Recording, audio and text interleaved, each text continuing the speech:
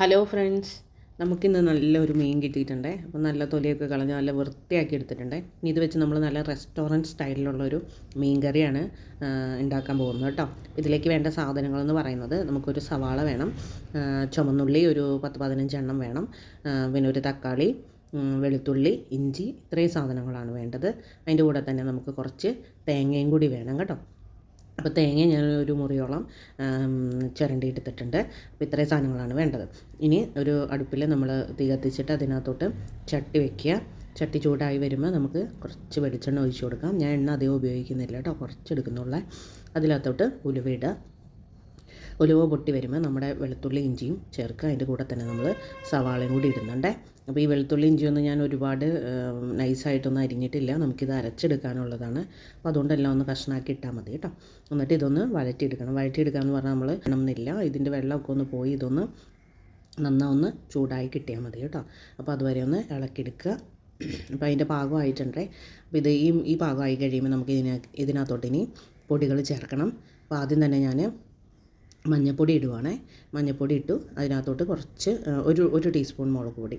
അപ്പോൾ ഈ മുളക് പൊടി ഞാൻ എരിവുള്ള മുളക് പൊടി ഇട്ടേക്കുന്നത്, അതുകൊണ്ട് 1 ടീസ്പൂൺ ഇട്ടേക്കുന്നത്. കാശ്മീരിയൊക്കെ ഇടുന്നവർക്ക് കൂടുതൽ ഇടാം. അപ്പോൾ നമ്മളിത് ഒരുപാട് റെഡ് കളർ അല്ലാതെ ഒരു ഓറഞ്ച് സ്റ്റൈലിലൊക്കെയാണ് നമ്മൾ ഇരിക്കുക. നമ്മൾ കടയിൽ നിന്ന് വാങ്ങിക്കുമ്പോൾ ശ്രദ്ധിച്ചിട്ടുള്ള മഞ്ഞ കളർ, ഓറഞ്ച് കളറൊക്കെ ആയിട്ടായിരിക്കും ഇരിക്കുന്നത്. അപ്പോൾ ആ ഒരു സ്റ്റൈലിൽ തന്നെ ആക്കാൻ വേണ്ടിയിട്ട് നമ്മളധികം കളർ കൊടുക്കുന്നില്ല.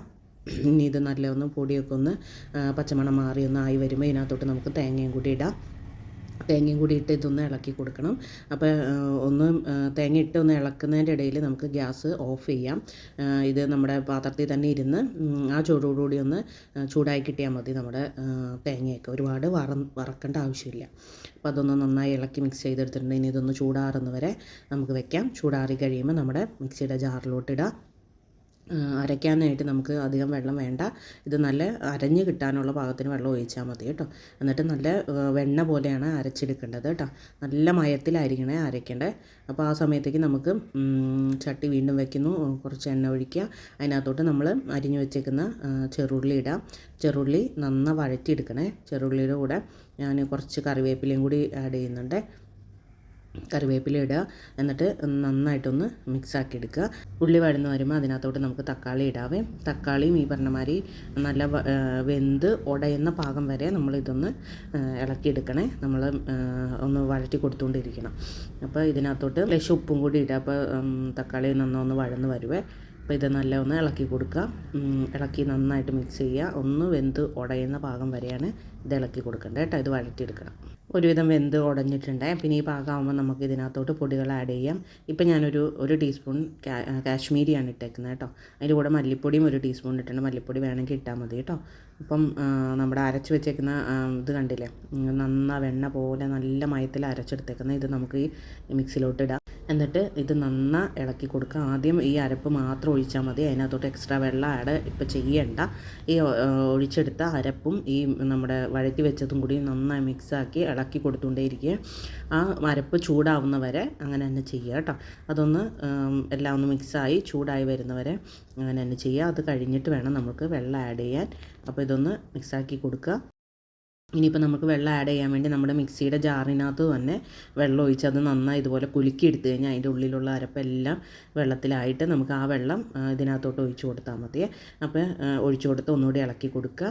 അതൊന്ന് മിക്സായി വരുമ്പോൾ നമുക്ക് എക്സ്ട്രാ വെള്ളം വേണമെങ്കിൽ കുറച്ചുകൂടി ഒന്ന് ആഡ് ചെയ്യാവേ. ഇതിപ്പോൾ അരപ്പും നമ്മൾ ആ മിക്സിയുടെ ജാറിന് മാത്രമേ ഒഴിച്ച ഇത് മാത്രമേ ഉള്ളൂ. അതിനകത്തോട്ട് കുറച്ചുകൂടി വെള്ളം ചേർക്കാം. എന്നിട്ട് ഇനി ഇത് തിളപ്പിച്ചെടുക്കുകയാണ് ചെയ്യേണ്ടത്. അപ്പം തിളച്ച് വരുമ്പോൾ നമ്മൾ ഇളക്കി കൊടുത്തുകൊണ്ടിരിക്കണം. ഇപ്പോൾ ഒരു വന്നിട്ടുണ്ട്. ഇതൊന്ന് ഒന്നും കൂടി ഒന്ന് വറ്റിച്ചെടുക്കുക. നമ്മൾ ഒഴിച്ച വെള്ളം ഒന്ന് വറ്റി ആ അരപ്പ് ഒന്നുകൂടി ഒന്ന് കുറുകി വരുന്നവരെ ഒന്ന് ഇളക്കി കൊടുക്കുക കേട്ടോ. അതിന് ശേഷമാണ് നമ്മളിനി മീനും എല്ലാം ആഡ് ചെയ്യാൻ പോകുന്നത്. ഇപ്പോൾ നന്നായി കുറുകി വന്നിട്ടുണ്ട്. ഇനി നമുക്ക് മീൻ ആഡ് ചെയ്യാം. മീനിൻ്റെ കൂടെ ഞാൻ 2 പച്ചമുളകും കൂടി അരിഞ്ഞ് അതിനകത്തോട്ട് ഇട്ടിട്ടുണ്ട്. അപ്പം പച്ചമുളക് വേണ്ടാത്തവർ സ്കിപ്പ് ചെയ്യാം കേട്ടോ. പിന്നെ മീൻ ഇളക്കി കൊടുക്കുക. കുടംപുളി ചേർക്കുന്നുണ്ട്. അതിൻ്റെ ഒപ്പം തന്നെ ഉപ്പ് നോക്കിയിട്ട്, നേരത്തെ നമ്മൾ കുറച്ച് ഉപ്പ് ഇട്ടായിരുന്നു, എക്സ്ട്രാ ഉപ്പ് വേണ്ട അത്രയും വീണ്ടും ആഡ് ചെയ്ത് കൊടുക്കുക. എന്നിട്ട് ഇതിനെ നമുക്ക് നന്നായിട്ട് ഇളക്കി കൊടുത്തിട്ട് തിളപ്പിച്ചെടുക്കണം. നന്നായി തിള വന്നു കഴിയുമ്പോൾ ഒന്ന് ഇളക്കി കൊടുത്തിട്ട് വീണ്ടും ഒന്നുകൂടി അടച്ചു വെച്ച് മീൻ വേവിക്കണം കേട്ടോ. അപ്പോൾ ഒന്നുകൂടി ഒന്ന് ഇളക്കി കൊടുക്കുക. എന്നിട്ട് അടച്ചു വയ്ക്കുക. ഇടയിൽ തുറന്ന് ഇളക്കി കൊടുക്കുന്നുണ്ട്. പിന്നെ ഒന്നുകൂടി ഒന്ന് ഇളക്കി ഇതാക്കി കൊടുത്തിട്ട് വീണ്ടും അടച്ചു വെച്ച് തന്നെ വേവിക്കുകയാണ് ചെയ്യുന്നത്. ഇപ്പോൾ ഇടയിൽ നല്ല പാകത്തിനായിട്ടുണ്ട് കേട്ടോ. നമ്മൾ തുറന്ന് നല്ല കുറുകി വന്നിട്ടുണ്ട്. നമ്മുടെ ചാറൊക്കെ നല്ല കുഴമ്പൻ രീതിയിൽ തന്നെ വന്നിട്ടുണ്ട്. മീനും നല്ല വെന്തിട്ടുണ്ട്. ഇനിയിപ്പോൾ നമുക്ക് ഇനി വേവിക്കേണ്ട ആവശ്യമില്ല.